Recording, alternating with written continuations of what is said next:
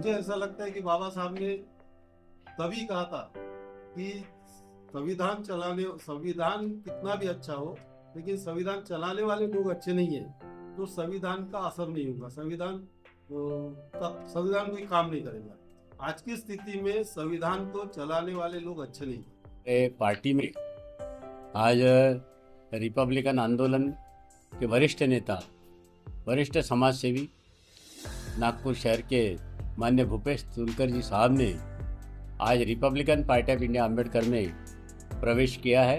हमारे कॉन्स्टिट्यूशन में लिखा है कि ए का मतलब अम्बेडकर, तो अम्बेडकर जी की फिलॉसफी को मानने वाली रिपब्लिकन पार्टी ऑफ इंडिया है, ऐसा इस पार्टी का एक टैगलाइन है। लेकिन आठवले साहब ने रिपब्लिकन पार्टी ऑफ इंडिया ये नहीं बनाई। आठवले साहब ने Republican party of India Athawale, ये पूरा आठवले नाम उनके पास है, लेकिन एक का मतलब आठवले, इस तरह से एक कंफ्यूजन लोगों में है।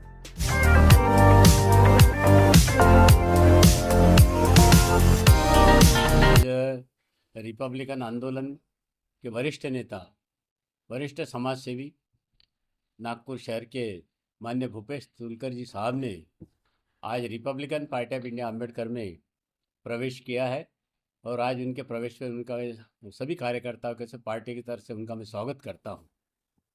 भूपेश तुलकर के साथ पिछले 50 वर्षों से दलित पैंथर के समय से बाबा साहब के आंदोलन में कार्यरत थे और मुझे उनका बहुत अभ्यास है बाबा साहब के मिशन के बारे में, और उनकी जो मिशन के प्रति जो प्रतिबद्धता है उसको देखते हुए हमारे राष्ट्रीय अध्यक्ष माननीय दीपक भाऊ निकाल जी ने मुझे यहाँ नागपुर भेजा और उनसे कहा कि तुलकर साहब जैसे लोग हमारे पार्टी के लिए बहुत आवश्यक है, इसलिए आप तुलकर साहब जी को तुरंत अपने पार्टी में आप उनको ले लीजिए।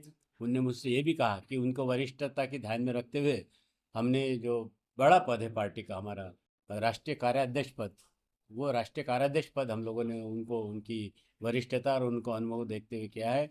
और मुझे उम्मीद है कि उनके नेतृत्व में पूरे महाराष्ट्र नहीं तो पूरे देश के अंदर में हमारा Republican party of India Ambedkar ये बड़े तेज़ी से आगे बढ़ेंगे और जो रिपब्लिकन आंदोलन जो बिखरा हुआ सा लगता है वो जल्दी पूरे महाराष्ट्र के अंदर में आपको एक संगठित संगठन के रूप में एक बहुत बड़ा हमारा पार्टी यहाँ पे दिखने जा रही है। रामदास आठवले जी ने नई पार्टी बनाई है 24/7/2019 को, और उनके पार्टी में चूँकि पुराने संबंध थे तो 5 साल हमारे तुलकर साहब उनके साथ रह के देखा।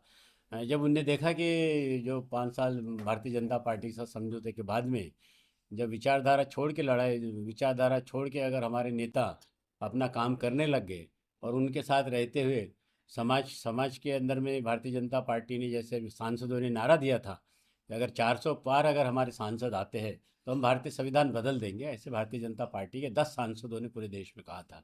इसको देखते हुए जैसे हम लोगों ने, हमारे RP अम्बेडकर ने महाराष्ट्र में बिना शर्त महाविकास आघाड़ी को हम लोगों ने समर्थन दिया था, उसी तरह ये जो तकलीफ जो उनके साथ रहने वाले जो लोग थे उनको भी तकलीफ हुई कि ये क्या हो रहा है, हम तो जिस पार्टी को मदद कर रहे वही पार्टी जिस बाबा साहब को हम लोग जी जान से प्यार करते, जिसकी मोहब्बत करते, जिस लिखे संविधान के पूरा देश चलता है, उसको बदलने की भारतीय जनता पार्टी बात करती थी। ये बात हमारे लोगों को बहुत चुभी और चुभने के बाद में धीरे धीरे ये मंथन होने लगा कि हम लोग गलत पार्टी के साथ में हम लोग इतने दिन तक 4-5 साल काम करते रहे।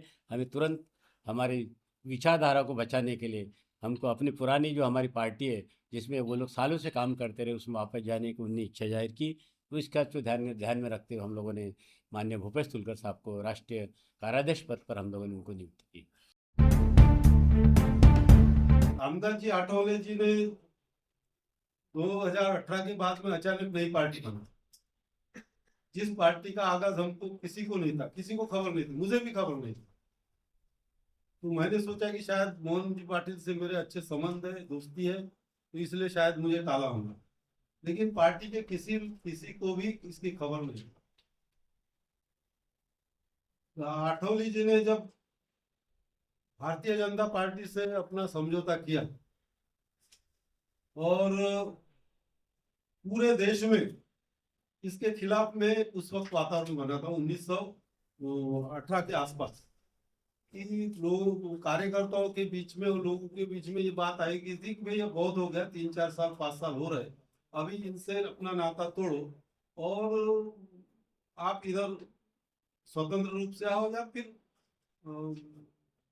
महाविकास आघाड़ी या किसी उस वक्त यूपीए था, महाविकास आघाड़ी या जिसके भी साथ, लेकिन जिस तरह से एक धर्मांध स्थिति पैदा की थी बीजेपी ने, उसके खिलाफ आप भूमिका लो।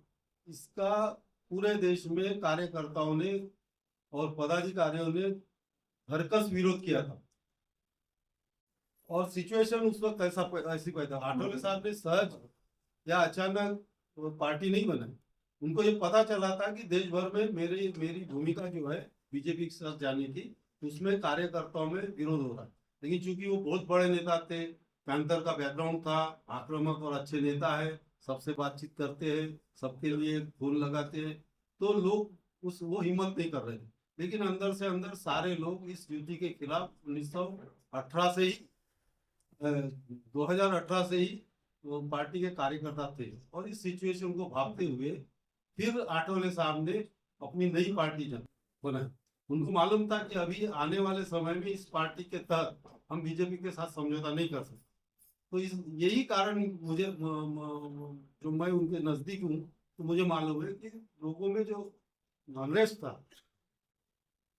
बीजेपी के साथ जाने से, वो और बढ़ने वाला था और बढ़ रहा था। इसलिए आठवले साहब ने अपने नाम से नई पार्टी। ये खुलासा इसलिए कर रहे हैं कि अभी भी मीडिया में या लोगों में एक नाम में समानता होने से एक संभ्रम है। तो मैं ये कहना चाहता हूँ कि ये जो पार्टी है, ये रिपब्लिकन पार्टी ऑफ इंडिया ए, यानी हमारे कॉन्स्टिट्यूशन में लिखा है कि ए का मतलब अम्बेडकर, तो अम्बेडकर जी की फिलॉसफी को मानने वाली रिपब्लिकन पार्टी ऑफ इंडिया ए, ऐसा इस पार्टी का एक टैगलाइन है।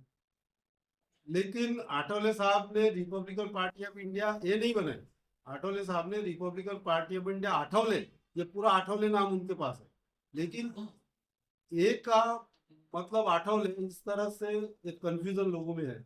मुझे लगता है कि ये कंफ्यूजन दूर हो जाएगा और ये ए का मतलब अम्बेडकर है। इस पार्टी के साथ में मैं जुड़ा हूँ। मैं हमारे मोहन लाल पाटिल जी और दीपक भाव निकाड़जे और सारे पदाधिकारी जो है रिपब्लिकन पार्टी ऑफ इंडिया ए के, अम्बेडकर के, उनका मैं धन्यवाद देता हूँ कि एक नई जिम्मेवारी मुझ पर दी है और इस जिम्मेवारी को बखूबी निभाने की पूरी कोशिश करूंगा। और जो आइडियोलॉजिकल क्राइसिस जो आठवले जी के पार्टी में आया हुआ कि हम भी सिर्फ हमारी कोई आइडियोलॉजिकल कोई समझ नहीं है, हम तो हमारी व्यवहारिक समझौता है।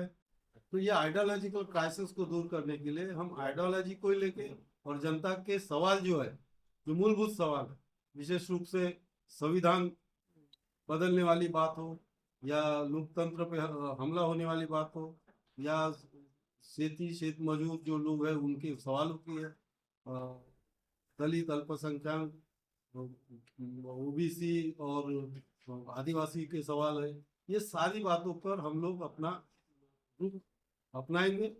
और जिस तरह से संविधान की बात है, मुझे ऐसा लगता है कि बाबा साहब ने तभी कहा था कि संविधान कितना भी अच्छा हो, लेकिन संविधान चलाने वाले लोग अच्छे नहीं है तो संविधान का असर नहीं होगा, संविधान कोई काम नहीं करेगा। आज की स्थिति में संविधान को चलाने वाले लोग अच्छे नहीं है। संविधान हम नहीं बदलेंगे, संविधान बदलने का सवाल ही नहीं है, संविधान कोई बदल नहीं सकता, संविधान बदलने की किसी की हिम्मत नहीं है, इस तरह का जो प्रचार जो हो रहा, तो लेकिन संविधान चलाने वाले लोग अच्छे नहीं है।